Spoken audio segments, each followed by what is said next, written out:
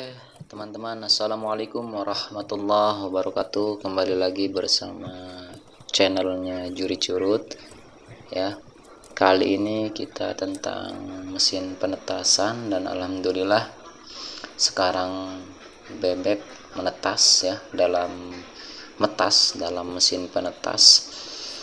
Dan mesin ini saya buat sendiri di video sebelumnya. Nah, ini bebek-bebek yang sedang menetas, teman-teman. Lihat, yang baru menetas dan ini belum menetas. Ini hanya baru retak-retak saja. Dan nanti bebek ini kita pisahkan sehingga penetasan telur yang lainnya tidak terganggu. Ini cangkang. Nah, lampunya mati sendiri, itu otomatis ya, otomatisnya mati. Suhu termometer dalam penetasan di akhir penetasan ini berkisar saya gunakan 36,5.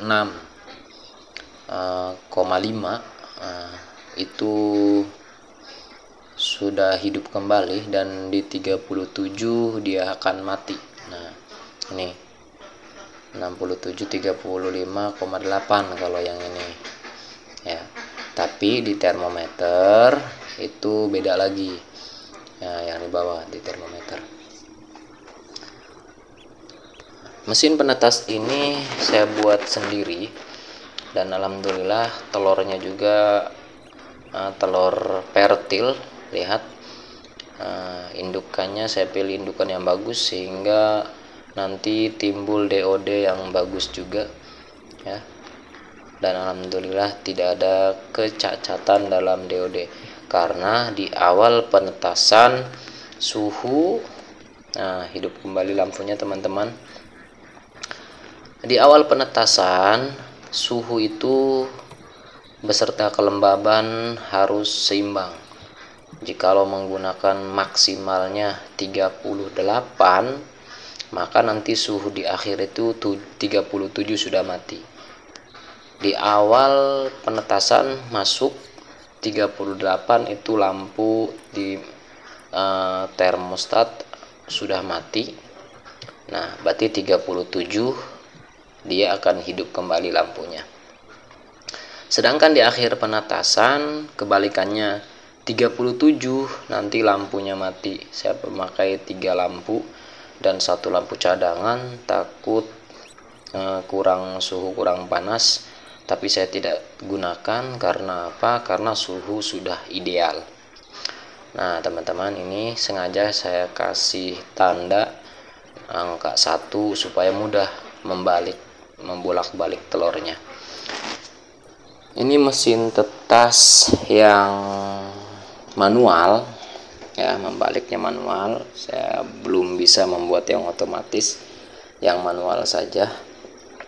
Tapi alhamdulillah melihat perkembangan DOD ini sudah menetas sempurna. Dan jangan lupa subscribe channel Juri Curut ya. Tuh ya, ini suhu awal 37,5 yang tadi ya. Nah, teman-teman, di mesin penetas ini kita harus teliti. Kita harus menguasai mesin penetas kita. Pertama, emang gagal dalam menetaskan. Nah, wajarlah, kita baru mengenal mesin tetas kita. Nah, suhunya berapa, kelembabannya berapa. Nah, setelah yang kedua, hampir saya 80-70% berhasil. Ini yang kedua. Yang pertama hanya 50% saja keberhasilan, karena kalau nggak salah di telur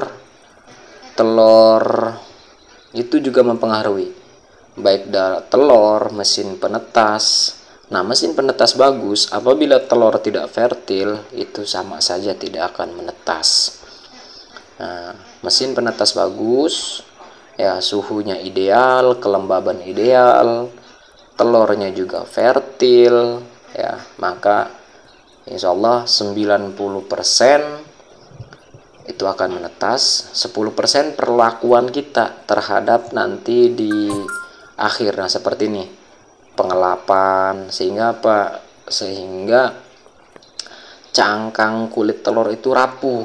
Ada yang fertil, menetas, baru retak, nanti DOD di dalamnya mati. Karena apa? Suhu kelembaban di dalam mesin penetas terlalu panas. Nah ini bagus ya, tidak ada yang cacat. Nah, biasanya ada yang maaf kakinya itu cacat apa gimana, itu akibat terlalu panas di awal ataupun terlalu panas di tengah. Nah, kurang kelembaban bisa mempengaruhi. Nah, mesin penetas ini alhamdulillah. Nah, di atas lampu itu kenapa saya taruh sedikit triplek ya, kayak papan untuk menghalangi agar panas tidak jatuh, tidak terlalu jatuh ke telur. Jadi ada penghalang, panasnya ada penghalang sedikit sehingga telur tidak terlalu panas. Itu fungsinya tadi ya, teliprek yang ada di atas lampu itu saya buatnya teliprek, saya lem saja. Nah itu. Nah ini saya masukin telur 2 kali karena saya memilih telur yang begitu sangat fertil. Nah ini mungkin nanti sekitar 3-2 harian menetas ya. Ini tidak bareng saya masukinnya, sengaja karena saya memilih telur yang fertil ya.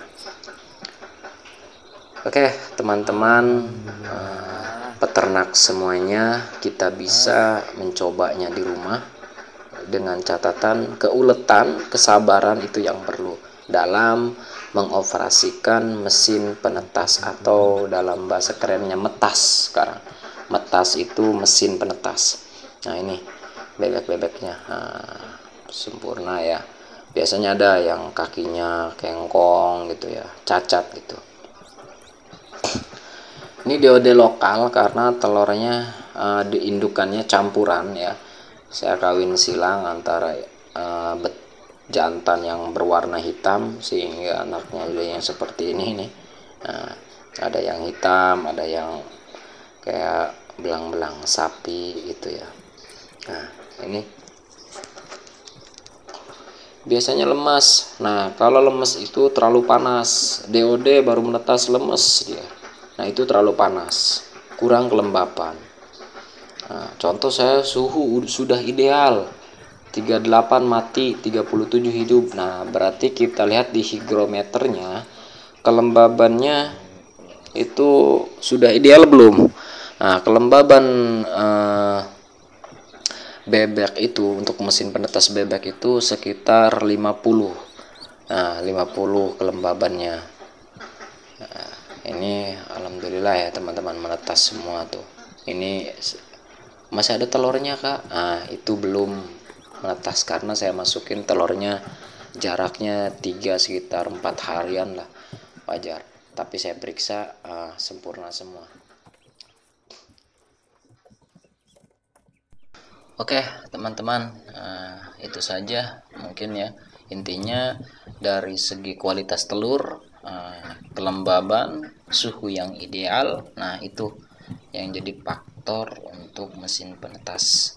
Kalau telurnya bagus, mesin penetasnya bagus, kelembabannya bagus, nah insya Allah 90% menetas lah.